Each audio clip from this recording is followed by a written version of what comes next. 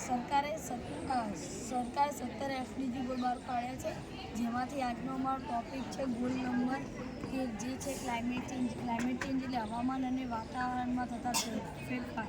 પહેલાંના સમયમાં આપણી પૃથ્વી આવી હરિયાળી અને પ્રદૂષણથી મુક્ત હતી, અને હવે આજના સમયમાં આપણી પૃથ્વી પ્રદૂષિત અને વેરાન બની ગઈ છે.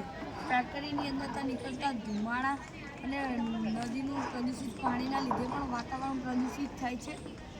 આપણે ફેક્ટરીના ધુમાડાને શુદ્ધિકરણ બાદ હવામાં છોડવા જોઈએ, અને ફેક્ટરીનું ગંદુ પાણી શુદ્ધ કરીને પછી નદીમાં નાખવું જોઈએ, જેનાથી વાતાવરણમાં ખરાબી ના આવે.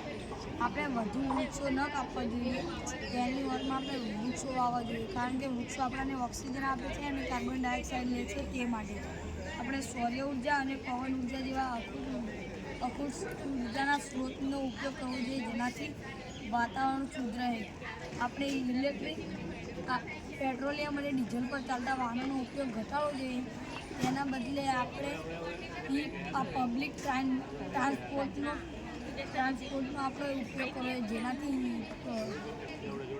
પેટ્રોલ અને ડીઝલ બચી શકે અને વાતાવરણ પણ ખરાબી જલ્દી ના આવે.